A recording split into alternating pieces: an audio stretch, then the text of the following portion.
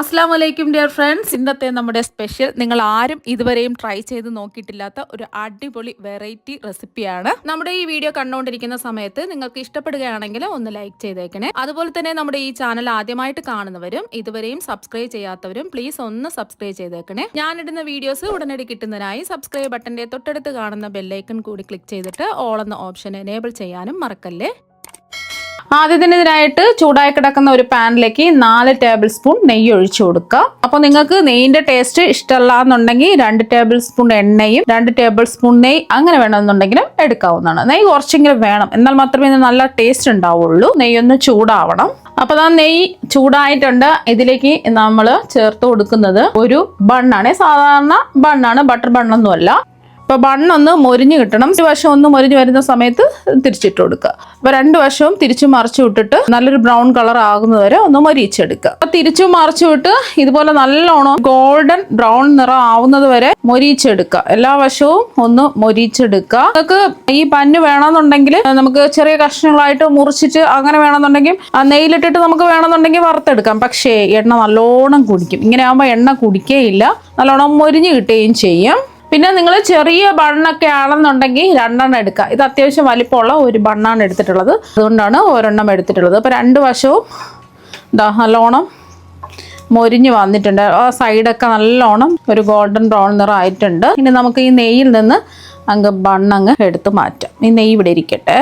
ചൂട് നന്നായിട്ടൊന്ന് മാറണം. അപ്പോൾ ബണ്ണിന്റെ ചൂട് നല്ലതുപോലെ മാറിയിട്ടുണ്ട്. ഇനി ഈ ബണ്ണ് ചെറിയ കഷ്ണങ്ങളായിട്ട് ഒന്ന് മുറിച്ചിട്ട് മിക്സിയുടെ ജാറിലേക്ക് മാറ്റാം.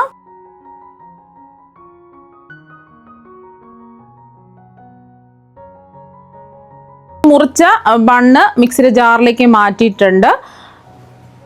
ഇനി ഇത് പൊടിച്ചെടുക്കാം. അപ്പോൾ ബണ്ണ് പൊടിച്ചെടുത്തിട്ടുണ്ട്. ഈ ഒരു രീതിക്ക് പൊടിച്ചിട്ട് എടുക്കുക. ഇതിവിടെ ഇരിക്കട്ടെ.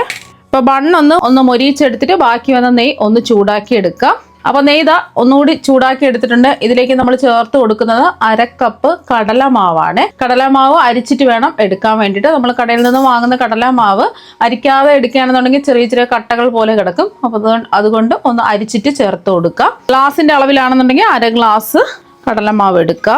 എന്നിട്ട് ഫ്ലെയിം കുറച്ച് വെച്ചിട്ട് ഈ കടലമാവ് ഒന്ന് നമുക്ക് മൂപ്പിച്ചെടുക്കണം. കടലമാവിൻ്റെ കളറൊക്കെ ഒന്ന് മാറി ആ ഒരു പച്ചമണമൊക്കെ ഒന്ന് മാറി കിട്ടണം. അതുവരെയും ഒന്ന് ഇളക്കി കൊടുക്കുക. കടലമാവ് ചേർത്ത് കൊടുത്തതിന് ശേഷം കൈവിടാതെ ഇളക്കി കൊടുക്കുക. ഒരു ചെറിയൊരു ഗോൾഡൻ ബ്രൗൺ നിറാവും, അതുവരെയും ഒന്ന് ഇളക്കി കൊടുക്കുക. ഇപ്പോൾ കടലമാവിൻ്റെ നിറമൊക്കെ മാറി ഒരു ഗോൾഡൻ ബ്രൗൺ നിറം ആയിട്ടുണ്ട്. ഒരുപാട് ബ്രൗൺ നിറം ആവാൻ നിൽക്കണ്ട. ഈ ഒരു സമയം നമുക്ക് ഇതിലേക്ക് ചേർത്ത് കൊടുക്കുന്നത് ഡെസിക്കേറ്റഡ് കോക്കനട്ട് ഒരു 1/4 കപ്പാണ് ചേർത്ത് കൊടുക്കുന്നത്. ഇത് വേണോ നിർബന്ധമൊന്നുമില്ല. ഇതും കൂടെ ചേർത്ത് കൊടുക്കുമ്പോൾ നല്ലൊരു പ്രത്യേക ടേസ്റ്റ് ആയിരിക്കും. അപ്പോൾ ഇതിന് പകരമായിട്ട് ചിരകിയ തേങ്ങ വേണമെന്നുണ്ടെങ്കിലും ചേർത്ത് കൊടുക്കാം.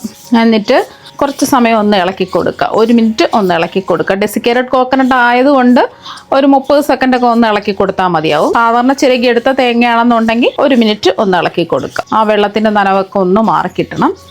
അപ്പോൾ അതൊരു 30 സെക്കൻഡ് ഒന്ന് ഇളക്കി കൊടുത്തു. ഇനി ഇതിലേക്ക് നമ്മൾ ചേർത്ത് കൊടുക്കുന്നത് തിളപ്പിച്ചാറിയ 1 കപ്പ് പാലാണ്.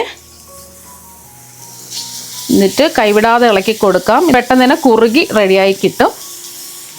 എല്ലാം ഫ്ലെയിം കുറച്ചിട്ടിട്ട് വേണം ചെയ്തിട്ടെടുക്കാൻ. അപ്പോൾ പെട്ടെന്ന് തന്നെ കണ്ടില്ലേ, പാലെല്ലാം വറ്റി ഡ്രൈ ആയി കിട്ടിയിട്ടുണ്ട്.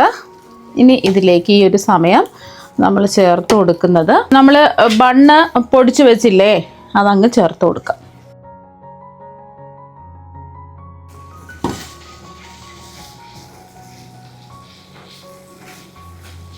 ഇനി എല്ലാം ഒന്ന് മിക്സ് ചെയ്ത് യോജിപ്പിക്കാം. നമ്മൾ ബണ്ണിനൊന്നും അധികം വിലയൊന്നുമില്ലല്ലോ. ബാക്കി വന്ന ബണ്ണൊക്കെ വീട്ടിൽ ഉണ്ടെന്നുണ്ടെങ്കിൽ ഇതുപോലെ നമുക്ക് പെട്ടെന്ന് വളരെയധികം ടേസ്റ്റി ആയിട്ട് നമുക്ക് കുട്ടികൾക്ക് റെഡിയാക്കി കൊടുക്കാൻ പറ്റും. സ്കൂൾ വിട്ട് വരുന്ന കുട്ടികൾക്കൊക്കെ വെറൈറ്റി ആയിട്ട് നമ്മൾ ഓരോ ദിവസം ഓരോ വെറൈറ്റി പലഹാരമല്ലേ ഉണ്ടാക്കി കൊടുക്കാറുള്ളത്. അപ്പോൾ അവർക്ക് കൂടുതൽ ഇഷ്ടമാവും. അധികം കുട്ടികളൊന്നും ബണ്ണൊന്നും കഴിക്കാറില്ല. അപ്പോൾ ഇതുപോലെയൊക്കെ ചെയ്ത് കൊടുക്കുക. എല്ലാം ഒന്ന് മിക്സ് ചെയ്ത് റെഡിയാക്കി എടുക്കുക. അപ്പോൾ അതെല്ലാം ഒന്ന് യോജിപ്പിച്ചെടുത്തിട്ടുണ്ട്. നമ്മൾ ഇതിൽ ഇനി ബണ്ണിട്ടിട്ട് കുറേ സമയം നമുക്ക് ഇളക്കി മറിക്കേണ്ട ആവശ്യമൊന്നുമില്ല. ബണ്ണ് നെയ്യിലിട്ടിട്ടൊന്ന് പിച്ചിട്ടാണ് നമ്മൾ പൊടിച്ചെടുത്തിട്ടുള്ളത്. അതുകൊണ്ട് ഒരുപാട് നേരം ഇട്ട് ഇളക്കി കൊടുക്കേണ്ട ആവശ്യമില്ല. ഇനി ഇതിൽ നമ്മൾ ചേർത്ത് കൊടുക്കുന്നത് മധുരത്തിന് വേണ്ടിയിട്ട് ശർക്കര പൊടിച്ചെടുത്തതാണ്. ഓർഗാനിക് ശർക്കര പൊടി ആയതുകൊണ്ട് കല്ലും മണ്ണും അഴുക്കുന്നുണ്ടാവില്ല. അഥവാ നിങ്ങൾ എടുക്കുന്ന ശർക്കരയിൽ കല്ലും മണ്ണും അഴുക്കൊക്കെ ഉണ്ടെന്നുണ്ടെങ്കിൽ കുറച്ച് വെള്ളത്തിൽ ഒരു 1/4 കപ്പ് വെള്ളത്തിൽ ഒന്ന് ഉരുക്കിയിട്ട് അരിച്ച് വേണം ഇതിലേക്ക് ഒഴിച്ചു കൊടുക്കാൻ. ഒന്ന് മിക്സ് ചെയ്തെടുക്കാം. ശർക്കരയ്ക്ക് പകരം നിങ്ങൾക്ക് പഞ്ചസാര വേണമെന്നുണ്ടെങ്കിലും എടുക്കാം. അപ്പോൾ ശർക്കരയും കൂടെ ചേർത്ത് കൊടുക്കുമ്പോൾ കുറച്ചൊന്ന് ലൂസായി വരും.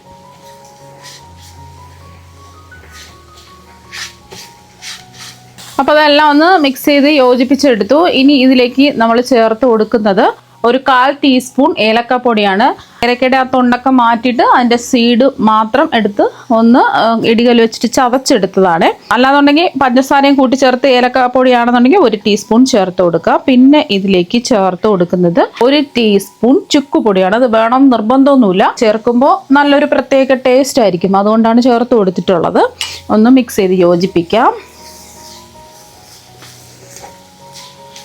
ഏലക്കപ്പൊടി മാത്രം വേണമെന്നുണ്ടെങ്കിൽ ഏലക്കപ്പൊടി മാത്രം ചേർത്ത് കൊടുത്താൽ മതി.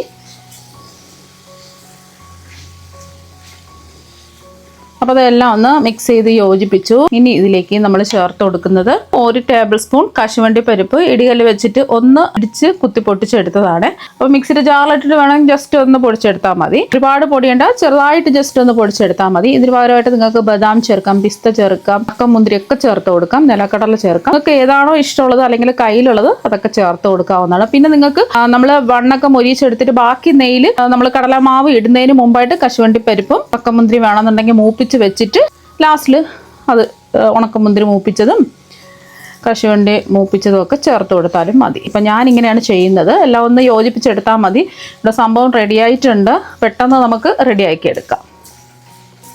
എല്ലാം ഒന്ന് മിക്സ് ചെയ്തെടുക്കാം. കോരി കഴിക്കാൻ പാകത്തിനാണ് ഞാൻ റെഡിയാക്കി എടുക്കുന്നത്. നിങ്ങൾക്ക് വേണമെന്നുണ്ടെങ്കിൽ നല്ലതുപോലെ ഡ്രൈ ആക്കി കുറച്ചും കൂടെ ഒന്ന് ഡ്രൈ ആക്കി എടുത്തിട്ട് നമുക്ക് സെറ്റ് ചെയ്ത് മുറിച്ച് വേണമെന്നുണ്ടെങ്കിൽ എടുക്കാം. അപ്പോൾ ഇവിടെ ഞാനിപ്പോൾ ചെയ്യുന്നത് നമ്മൾ സ്പൂൺ കൊണ്ട് കഴിക്കാൻ പാകത്തിനാണ് എടുക്കുന്നത്.